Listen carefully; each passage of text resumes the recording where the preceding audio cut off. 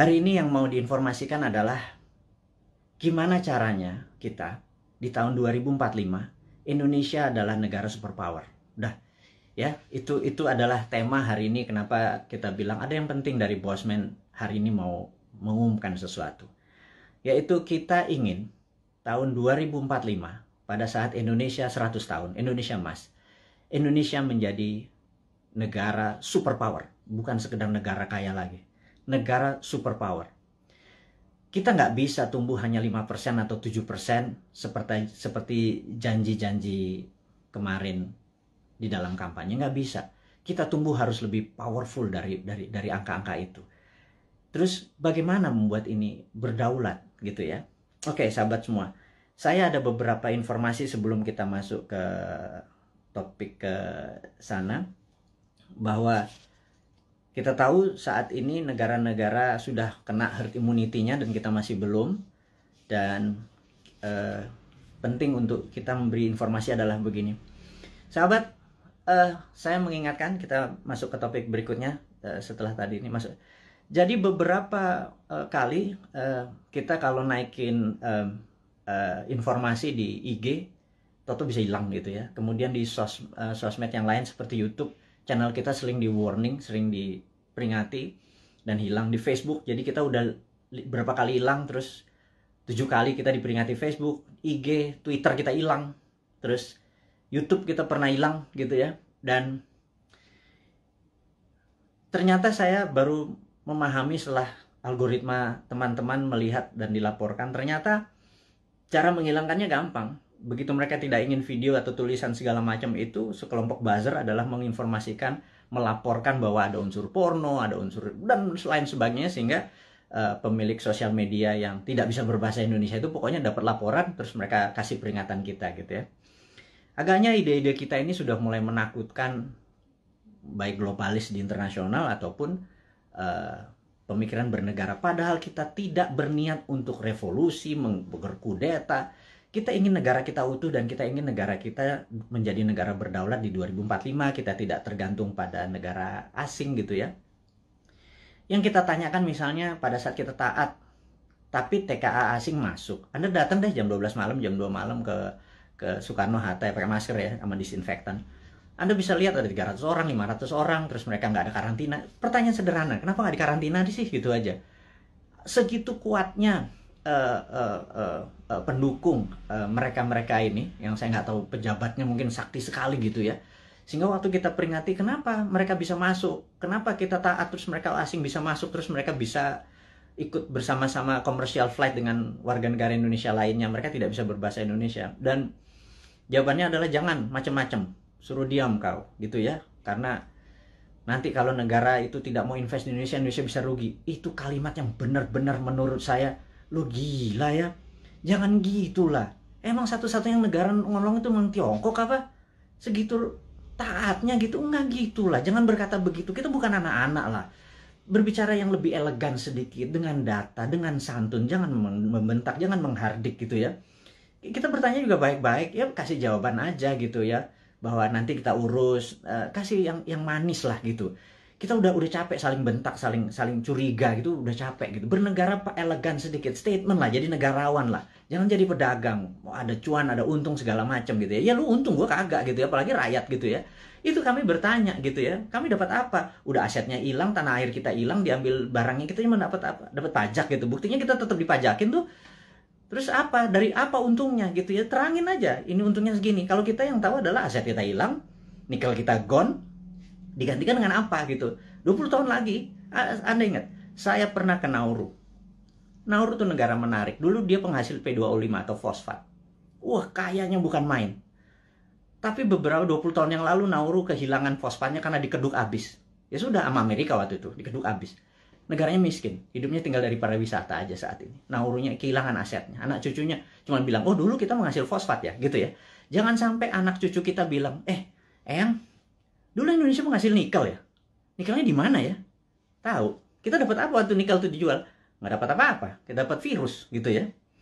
Hal itu kan susah kalau kita dijawab sama cucu cicit kita bertanya hal-hal seperti begitu gitu. Jadi kita tanya balik, kalau memang hanya didapat Nikel itu kalau bisa atau produk-produk alam itu sumber daya alam. Kalau kita percaya MMT, Modern Monetary Theory, maka sumber daya alam itu bukan sebagai alat komoditi atau alat dagang, tetapi sebagai alat tawar. Jadi keuntungannya itu bukan hanya dari jualan, tetapi ada benefit lagi. Jadi di atas financial benefit, sekali lagi, di atas Anda para pejabat sekarang tuh apa-apa kan financial benefit. Kita dapat untung, dapat untung. Selalu untung dan cuan gitu ya. Cara bernegara segitu kesannya kayak anak TK gitu ya. Karena kalau cara bernegara di atas keuntungan materi itu ada namanya humanitarian benefit, keuntungan atas nama kemanusiaan. Terus ada namanya nasionalis, keuntungan untuk negara gitu ya. Bukan hanya keuntungan sekedar dari pajak, dari dagang, dari selisih jual beli gitu ya. Tapi humanitarian atas kemanusiaannya. Anak cucu kita masih benefit gitu ya. Nah, kalau kita pakai SWF, Sovereign Wealth Fund, itu asetnya masih di situ. Nikel kita masih di situ. Nah, kita mendapatkan funding dari situ untuk membangun sektor yang lain. Jadi dana yang masuk itu untuk membangun apa? Kok kita masih ngutang? Saya bingung sekali. BUMN rugi, kita masih ngutang, aset kita hilang. Kami hanya bertanya loh ya, ini bukan ngomong terus yang dihardik lagi gitu ya. Ini hanya bertanya. Kami ini gelisah, Pak. Kami ini ingin menjadi negara berdaulat dan kami ingin terbukalah. Karena kalian tidak berbicara selama PPKM ini, ya sudahlah. Kami aja lah yang muda-muda ini yang punya ide new mind ini yang berbicara. Tuh oposisi juga nggak bicara juga. Kalaupun mereka bicara juga nggak ada solusinya. Beda kalau new mind itu selain berbicara mengkritik ada solusi-solusinya. Itulah membuktikan bahwa kita ini NKRI garis lucu, bukan garis lurus lagi gitu. Di atas lurus itu lucu gitu ya. Karena semuanya jadi seru, jadi lucu, jadi fun gitu. Baik. Jadi mengingat video-video kita, informasi-informasi kita tuh sering ada caranya untuk tidak bisa beredar gitu ya. Jadi toto di atas 21 tahun sehingga untuk video ini ditonton harus masukin password, harus masukin identitas yang lain sehingga tidak beredar kenceng. Jadi gini deh, sahabat semua, saya dengan ini menyatakan Anda boleh upload seluruh video Bosman. Masuk ke video Anda, masuk ke YouTube channel Anda, masuk ke sosial media Anda. Kalau Anda dapat AdSense, dapat uang dari iklan yang masuk, ambillah semua itu untuk Anda. Saya tahu ada sekarang ini udah puluhan saat ini yang menggunakan video-video Bosman masuk ke video mereka. Nggak masalah. Jadi bukannya kita bilang, lu pakai nama gue, pakai produk gue. Nggak ada. Karena di sini bukan uang yang kita harapkan dari kepentingan video-video tadi. Video tadi adalah untuk kesadaran bernegara. Jadi saat ini video Bosman hanya ditonton 1 juta viewer per hari. Dengan Anda sahabat semua ada 9.000 saat ini. Kalau Anda share atau upload satu aja, apalagi semuanya ya ada 600, sudah hampir 600 itu. Dan Anda dapat financial benefit. Saya tahu banyak sekali ada yang pernah lapor ke saya, terima kasih Pak, saya dapat 17 juta komisi fee dari AdSense YouTube bulan ini dari video-video Bapak. Saya bilang ambil lah, saya bilang kayak gitu. Itu Anda semua bisa benefit dari itu semua. Tapi poinnya adalah jika suatu hari YouTube channelnya Bosman dan itu Bosman di drop atau di block atau di take down atau diapain lah, terserah. Misi-misi kita tetap tercapai. Sekali lagi ini bukan masalah uang. Ini adalah masalah bagaimana mengedukasi supaya tahun 2024 pada saat Old Mind ini sudah di masa ujung pemerintahannya, kita bisa ide kita diterima. Bosman bukan mau jadi presiden, gue mau jadi lord. Jadi nggak ada cita-cita untuk, yang penting idenya. Ganti semua ide tua itu semua. Masuk kalau si A yang jadi tetap pakai IMF, si B yang jadi tetap pakai obornya Cina. Coba aja lihat sekarang yang di etalase di 2024. Semuanya pasti begitu jadi. Tanya deh, begitu jadi pasti pakai itu lagi. Bernegaranya taat sama Amerika lagi, takut sama Tiongkok lagi gitu ya. Jadi oke lah. Siapapun nanti yang jadi, mereka akan bilang, Bosman gue ambil konsep lo ya. Karena ini membuat Indonesia berdaulat. Apa jawaban saya? Ambil Jo, gitu ya. Kalau kita Manado nih, ambil lah. Kita bilang gitu. Nggak masalah. Karena ide kita, yang penting ide kita diterima. Nomor satu kan MMT, Modern Monetary Theory, itu adalah printing money. Jadi pasti Bappenas kita adalah orang-orang yang mendesain bernegara ini 12 lapis. Nah, sahabat semua, apa itu desain 12 lapis? Jadi misalnya kita mau buat benang atau baju gitu ya. Baju kita kainnya dari mana? Benangnya dari mana? Mau pakai polyester, mau pakai katun, 100% kapas. terus kancingnya dari mana, mau pakai resleting dari mana, ada yang pakai batok, ada yang pakai plastik, ada yang segala macam. Itu kita bukan sekedar ini, dan itu semua kita biayai. 12 level itu kita biayai, nanti distribusinya kemana, pakai jalanan apa, mobilnya apa, semua akan kita gunakan apa namanya, produk-produk lokal, dan itu pakai printing money. Jadi printing money itu tidak bisa jalan sebelum project itu dihitung cost accountingnya, ya. Jadi John Bollard ini punya tulisan menarik, namanya Economic at War, itu bukunya. Saya ini penggila buku, jadi hari ini kita baca tentang Economic at War. Jadi di tahun 45, pada saat sebelum perang, di tahun 36 sampai 39, pada saat Amerika dan sekutu Amerika, terutama Amerika dulu belum powerful sekali, jadi negara-negara Eropa itu minta Amerika masuk. Terus apa yang dilakukan adalah mereka minta John Maynard Keynes, ada banyak sekali ilmuwan-ilmuwan, tokoh-tokoh ekonom di masa itu disuruh menghitung cost accounting. Berapa kilogram, berapa ton besi dibutuhkan, ferro, berapa untuk buat amunisi, untuk buat baju, untuk buat makan, itu dihitung cost accountingnya. Untuk buat pesawat, buat tank, buat mobil, buat dan lain sebagainya, dihitung cost accounting. Berapa modalnya, terus dari mana barangnya, dirinci. Syaratnya sederhana. Churchill waktu itu sangat sederhana. FDR juga, Franklin Delano Roosevelt juga perintahnya sama. Ini dua Inggris sama Amerika memang kompak banget. Mereka cuma bilang, berapa biayanya untuk kami menang perang? Perang itu ada perang sama Jepang dan perang sama Jerman gitu ya. Mereka menghitung totalnya sekian billion dolar. Itu angka dari langit, billion dolar. Begitu mereka printing money, udah. Underlay-nya adalah alat-alat perang tadi gitu ya. Ada inflasi? Nggak ada gitu ya. Makanya saya bilang printing money kok ada inflasi. Saya bilang, lo sekolah di mana sih? Segitu takutnya sama printing money gitu ya. Printing money itu ditakuti kalau tidak ada production yang dibuat gitu ya. Tapi kalau, nah, bukunya baca, namanya The Economic at War. Jadi The Economist at War. Jadi orang-orang memenangkan perang tuh ekonom yang memenangkannya gitu ya. Nah, jadi sama, kita nanti akan sama juga. Kita akan membuat menghitung cost accountingnya. Kemudian kita akan printing money, dan UKM kita langsung jalan, ini jalan. Karena kita mau tahun 2024 itu kita menjadi negara berdaulat gitu ya. 2045 kita akan menjadi, dan mulainya dari 2024, karena sekarang kayaknya udah nggak kasihan sekarang ngurusin COVID, terus ngurusin apa, Tiongkok ya udahlah, itu mereka terlalu repot dengan urusan gitu. Nggak mungkin lah bisa menjadi negara berdaulat. Kita cuma ngingetin sekali lagi. Jadi kita harapkan konsep kita ini diterima oleh siapapun yang nanti mau running 2024, konsep kita ini. Jadi kalau Anda, bayangin ber-9.000 kita, upload masuk. Anda buat, kalau nggak punya YouTube channel, Anda buat YouTube channel. YouTube channel Anda sendiri, Anda tinggal ambil tulis kita, terus kasih judul-judul yang jangan terlalu negatif atau terlalu clickbait gitu ya. Kasih yang educate, kasih yang fun, kasih yang lucu, dan lain sebagainya. Sehingga ribuan atau jutaan orang. Saat ini ada 180.000 orang yang ada di internet. Ada 180 juta. Jadi saya harapkan teman-teman bisa memanfaatkan. Kalau Anda dapat 1 juta per hari, Anda bisa hampir 100 juta itu dari AdSense-nya dari YouTube gitu ya. Pakai aja video-video kita ini untuk di re-upload, di reshare, dan pakai akun-akun Anda sendiri. Perbanyak itu semua informasi-informasi itu. Anda boleh mengganti thumbnail-nya, mengganti footage-nya. Yang penting voice-nya jangan dipotong. Narasinya gunakan tulisan agar orang menjadi lebih paham gitu ya. Ini tujuannya bukan untuk memecah belah bangsa, ini tujuannya untuk membuat kita negara berdaulat. Dan cara cerdas bernegara ini sudah hampir 600 video. Sebarkanlah gitu ya. Kemudian sahabat semua, kita saat ini ya tadi ada informasinya adalah untuk re-upload.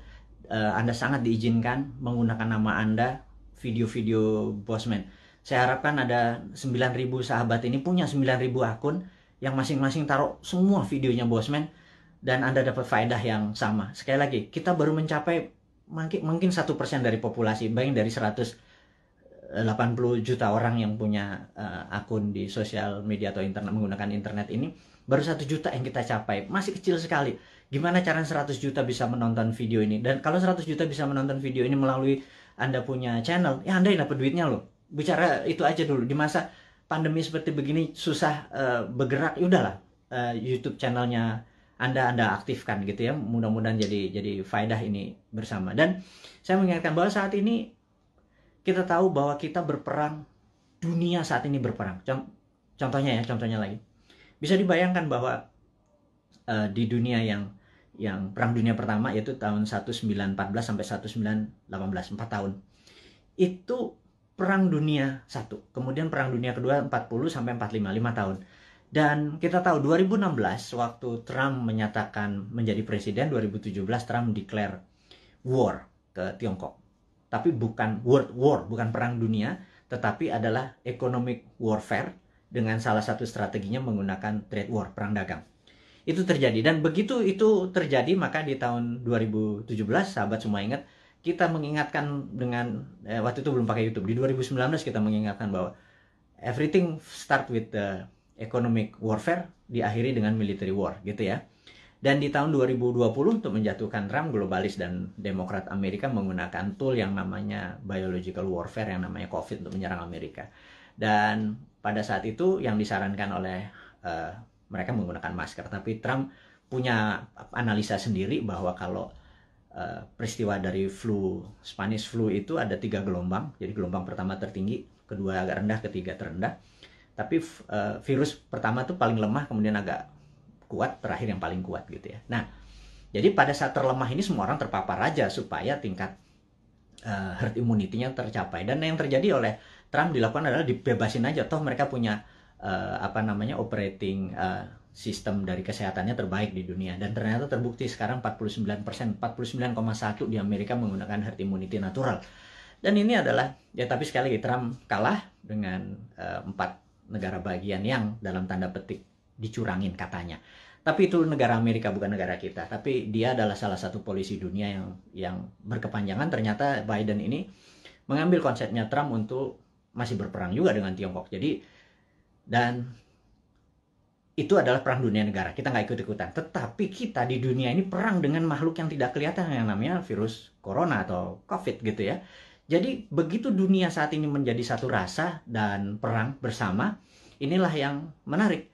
Bahwa kita harusnya sudah menggunakan war mode atau ekonomiknya at war. Jadi ekonomi itu ada 3, economic at normal condition, economic at crisis, dan economic at war. Jadi harusnya bernegara itu pakai economic at war. Sayangnya sekali lagi mereka nggak paham saat ini, old mind yang berkuasa ini nggak paham bahwa ekonomi at war tuh gimana ya gitu ya. Sekali lagi, aduh, itu kadang-kadang kita mengelus dada gitu ya, kok ya beda lagi strateginya, ya nggak pakai ngutang jelasnya gitu ya, harus berdikari, berdiri atas kaki sendiri, every country for their own, negara ngurusin sendiri. Jadi begitu kita masuk perang dunia, yaitu 2020 kemarin, 2021 saat ini kita masih dalam keadaan perang, dan WHO serta World Bank sudah mengumumkan bahwa perang ini diperkirakan berakhir tahun 2025. Jadi perang ini masih panjang, sahabat semua.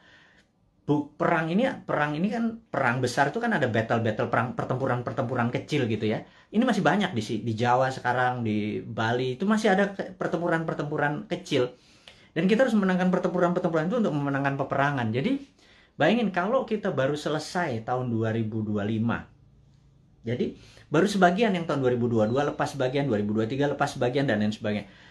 Nah, kalau melihat kayak gini mood-nya atau apa ya, cara bernegara saat ini tidak juga memahami ini World War III, perang dunia ketiga, karena perang benar, semua negara perang, kok masih nggak declare juga sebagai perang dunia. Ini akan berbahaya bernegaranya. Jadi ya udah, kita sebagai kaum Sontoloyo mengingatkan kaum New Mind ini, Presiden Republik Sontoloyo mengingatkan kaum New Mind, sahabat semua, ini adalah war mode gitu ya. Sahabat semua, ini adalah World War III. Sahabat semua, kita harus kompak. Sahabat semua, kita harus membangun kekuatan bersama gitu ya. Sahabat semua, kita nggak usah bergantung pada negara lain. Kita bergantung pada kekuatan tanah air sendiri. Nah, gimana cara bergantung pada tanah air sendiri nih? Nah, ini informasi berikutnya mau diumumkan. Jadi sahabat semua, kalau Anda punya UKM, sekali lagi, Anda punya UKM, Anda perlu dana. Saat ini di Santara ada sekitar 2 triliun dana dengan 280.000 investor receh ya. Sederhana ya, 280 investor tuh anggap masing-masing naruh 10 juta rupiah aja untuk invest di portfolio keuangannya, mau invest di UKM Anda. Jadi kalau 10 juta dikali 280 itu 2,8 triliun. Jadi ada 2 triliun. Sahabat semua, kalau Anda punya UKM, Anda perlu dana. Anda lihat di IG, di wall IG, maka di situ udah ada informasi, kirimkan Anda punya, ada 7 persyaratan, Anda perlu uang berapa, apa yang Anda butuhkan, bisnis Anda seperti apa, dan lain sebagainya, dan kita akan review di 280.000. Dan bagi Anda yang saat ini bingung mau ngapain, bisnis baru kan susah. Tapi kalau Anda punya uang, Anda join sebagai investor untuk membantu UKM. Jadi Santara adalah penghulu untuk menghubungkan si cowoknya adalah si investor, si ceweknya adalah si UKM. Dan saat ini Santara adalah perusahaan terbesar dan nomor 1 leading di perusahaan urun dana ECF, Equity Crowdfunding, dan ini adalah kontribusi dan itu adalah kontribusi dari komunitas kita New Mind ini untuk membangun ekonomi Indonesia. Itu base-nya MMT. MMT kita kan pro pada UKM, pro pada bottom of pyramid. Jadi bukan yang piramid di atas, kita pro pada bottom of pyramid. Ini membuktikan bahwa kita bukan cuma konsep doang. Beginilah cara kita bergandengan tangan. Jadi tadi ya, nomor 1 kita re-upload, kemudian re-share apa yang kita punya informasi. Kedua adalah yuk gandengan tangan untuk membangun UKM. Karena UKM ini yang kuat terhadap masalah krisis ekonomi. Inilah yang membuat Indonesia nanti take off di 2045 adalah kekuatan UKM yang 40-50 juta itu. Tapi UKM itu mungkin kita bagi 3, ada kecil, mikro, kecil, dan menengah. Saat ini mungkin kita yang menengah dulu ya, ngapunten. Jadi kita belum bisa menolong yang mikro gitu ya, yang juga yang kecil gitu. Kita yang menengah dulu. Pelan-pelan. Tangan cuma 2. Organisasi kita masih muda gitu ya, baru 3 tahun. Tapi sahabat semualah yang bisa membuat kita bisa menolong menengah, kecil, dan nanti yang ke mikronya gitu ya. Makanya yuk gandengan tangan kita invest di UKM. Kemudian ada lagi yang kami mau umumkan sekali lagi, teman-teman, bagi mereka yang saat ini ada kondisinya kita tahu nggak stabil ke depannya, tidak ada yang terbaik daripada uang Anda ditaruh di gold atau di emas gitu ya. Jadi daripada, dan emas itu kalau pakai fisik kan bisa bermasalah. Sebentar lagi Dinaran akan menerbitkan ATM Gold. Jadi Anda bisa buka rekening, beli emasnya. Anda bisa ambil kapan saja karena ATM Gold ini kita akan ada di kantor kita, kemudian akan ada di semua mall di Jakarta dulu, dan habis itu nanti ada di semua lokasi. Kita ingin lakukan itu segera. Jadi ini semua adalah untuk bakti kita, gimana caranya kita bergandengan tangan ke depan untuk menjadi negara yang powerful. Sahabat semua, sekali lagi saya mau mereview apa yang kita dapat hari ini adalah negara dalam keadaan perang, dunia dalam keadaan perang. Saya sarankan Anda untuk melakukan hal yang sangat penting yang namanya survival mode. Anda harus survive, Anda harus sehat, Anda harus semangat, Anda terus bersatu, Anda terus berjuang mengalahkan masalah ekonomi, masalah kesehatan. Kita bergandengan tangan, kurangi gerak. Jadi pada saat Anda ada masalah dengan keuangan, yuk kita bergandengan tangan dengan Santara. Yuk nabung di Dinaran. Dan jangan banyak gerak dulu, sabar. Jadi kita momen ini adalah segalanya. Jadi survival mode. Jadi saat ini ikuti aturan pemerintah untuk PPKM, stay healthy. Teman-teman semua, di akhir informasi hari ini kita ucapkan sehat selalu, semangat selalu, bersatu selalu. Gunakan seluruh kekuatan Anda untuk membangun Indonesia, terus berprasangka baik, terus kompak, dan percayalah Indonesia akan menjadi negara berdaulat di tahun 2024 mulainya, dan di 2045 Indonesia akan menjadi negara superpower.